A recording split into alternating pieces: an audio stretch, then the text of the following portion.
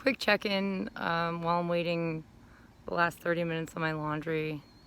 It's been a long day, a good day, a little long day. Went out to town, ran a bunch of errands, got stuff for people. And I could not love it here more. I could not love this more. The only thing I think I would love more are two things, like being a mom and getting all the suspects on my suspects list for this cult caught and thrown in prison for years. And I don't mean a prison like the Matrix, you big douches. I mean like a cinder block prison cell with your new husband / cellmate, Bubba Joe, drinking toilet bowl wine.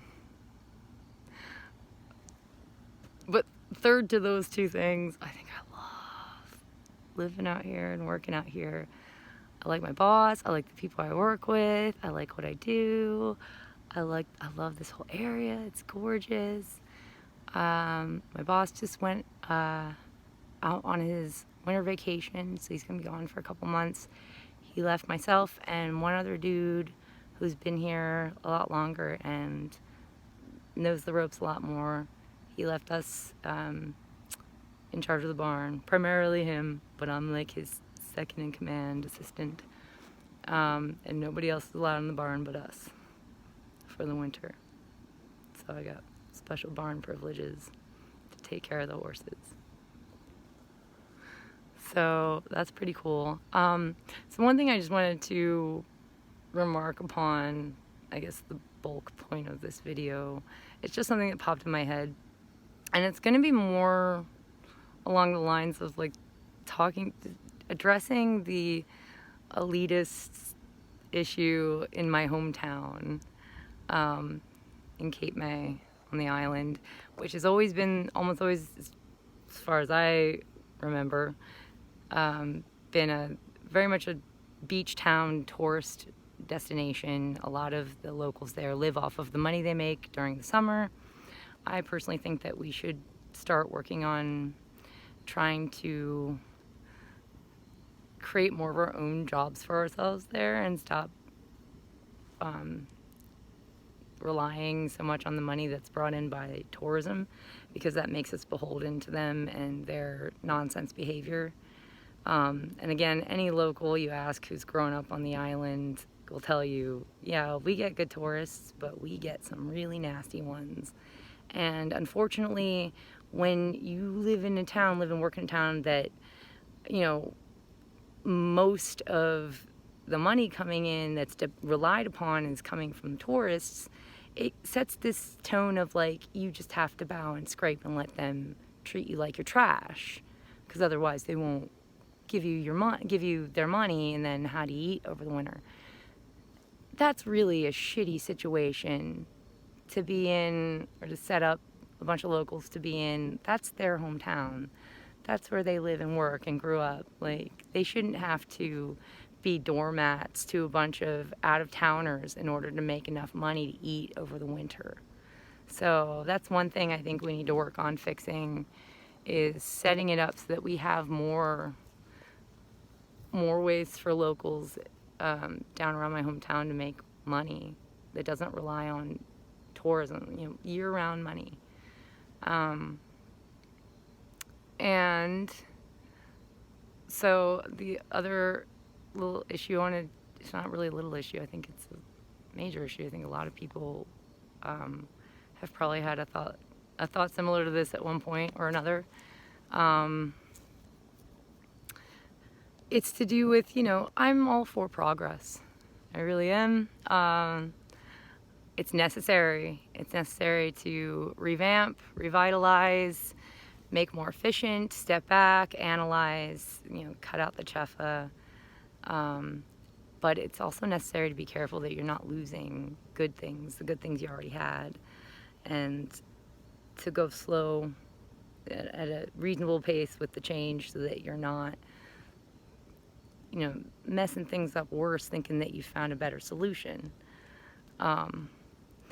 So I think a good example of this, and losing kind of our roots and our traditions to a bunch of really people coming in, they see a bunch of successful businesses and they have some money, they buy the business, and of course the people who built that business, they're ready to retire, relax. They spent their lives building the business. When someone comes along and offers them a few $1,000,000, maybe 100 million, depending on how successful the business is, they're like, yeah, gimme.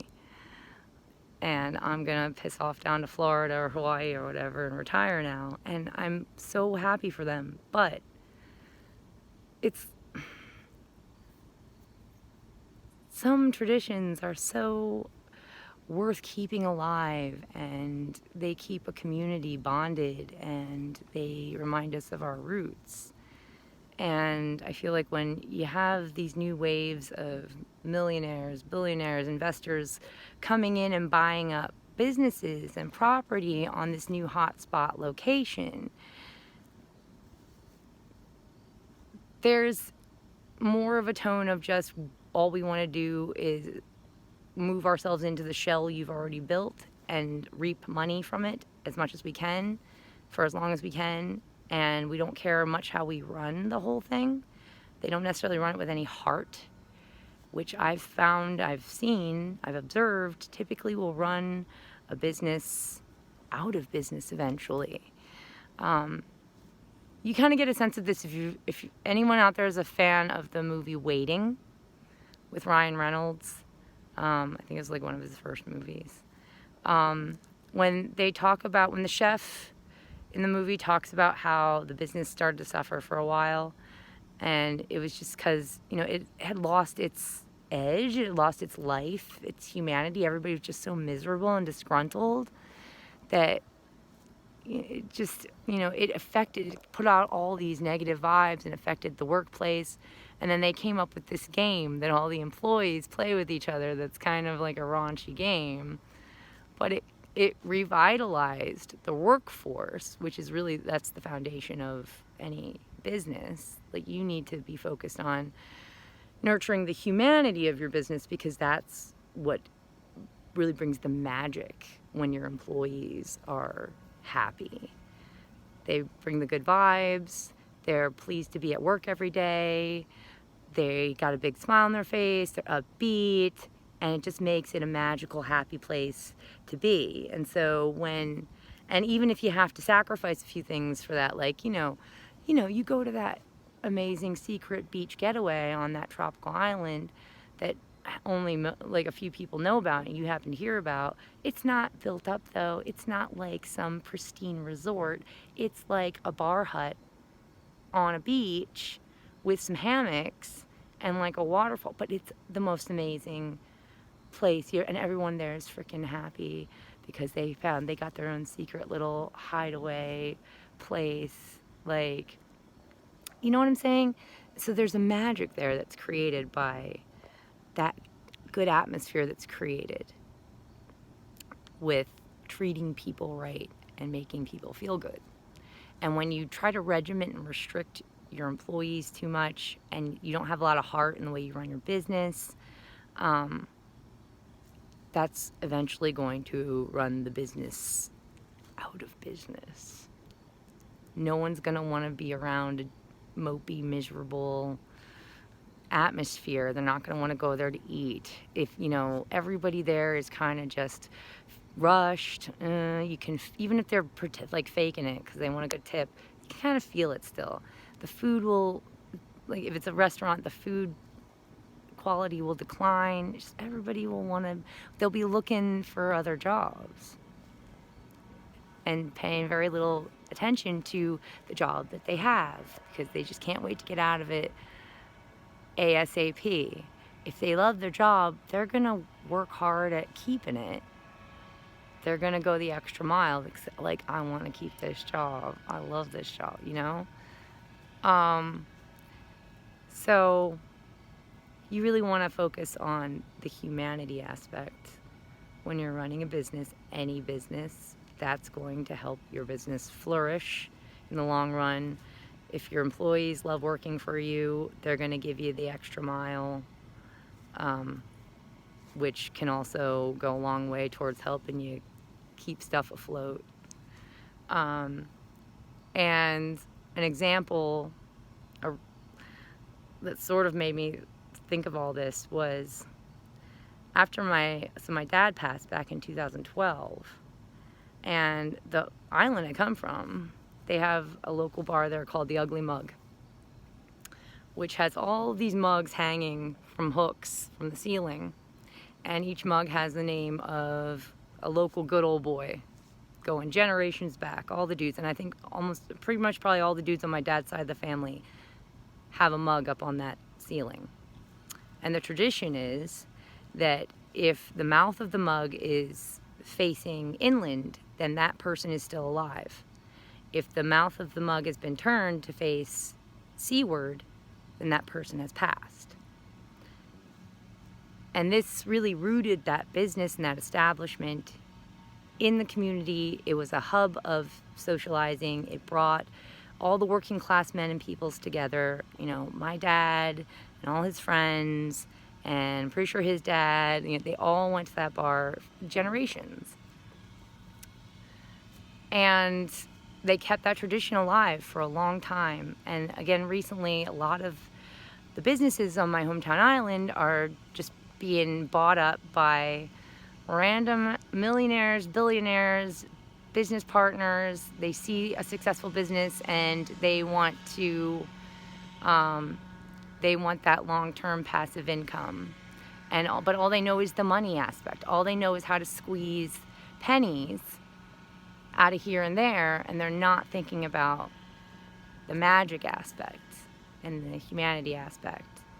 And so they end up just reaping as much as they can in terms of money, and then they leave a drained, dried up husk of a business that's just nobody trusts it anymore, nobody likes it anymore, and there goes all those traditions and memories.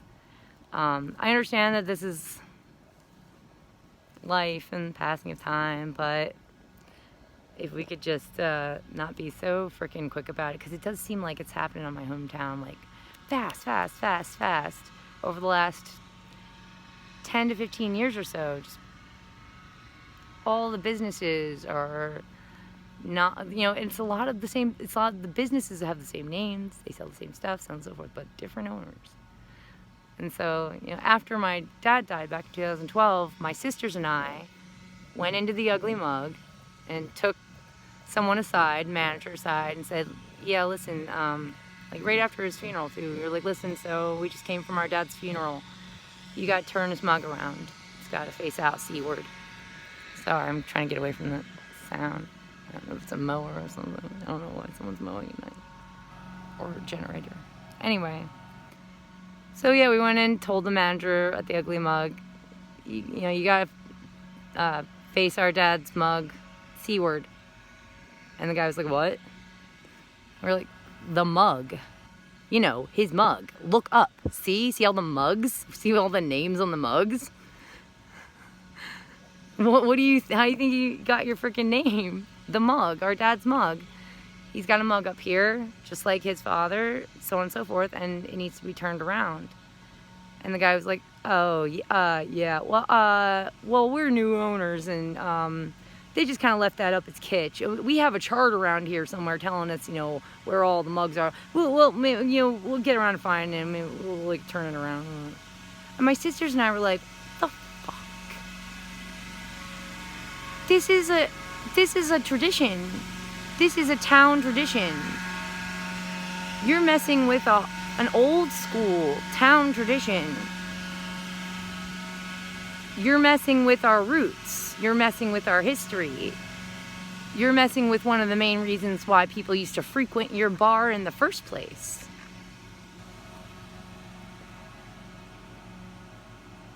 You know, they wanted to get their names on those mugs too.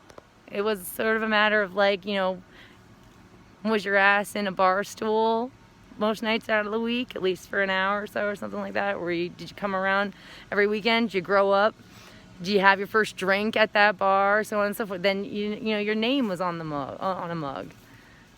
This is, you know, how we remember our roots, and this is, it's just,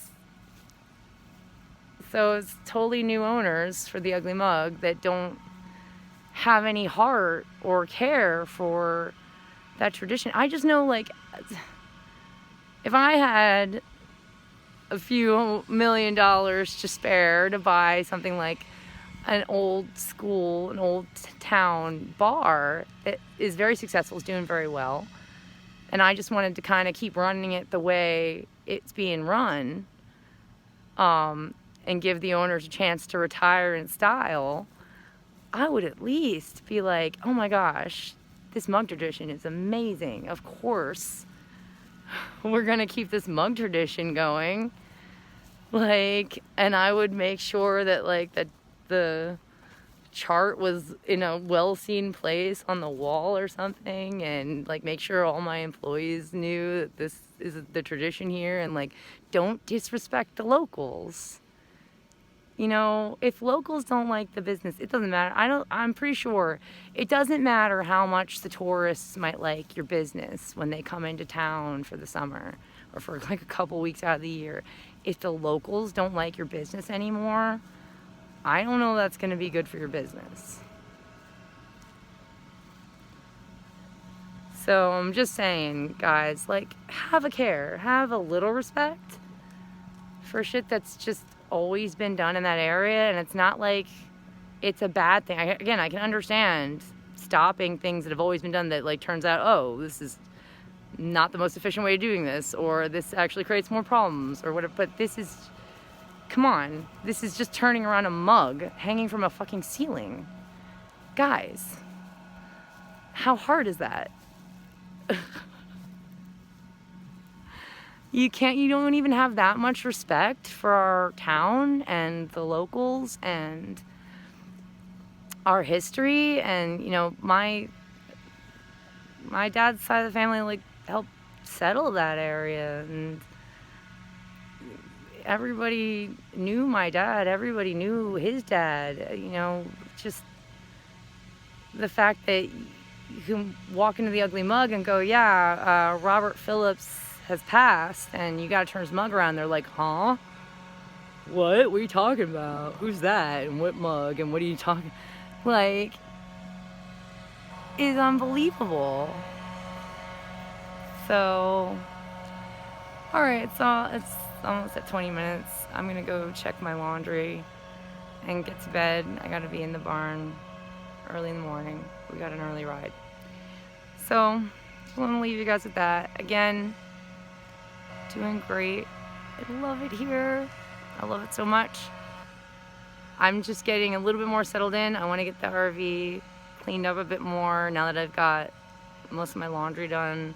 Like, I really need hardcore like blankets, everything, like even the blankets that I, you know, cover my couches and stuff with.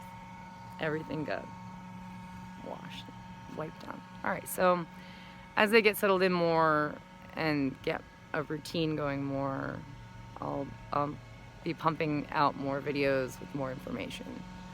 And I finally got my prescription today.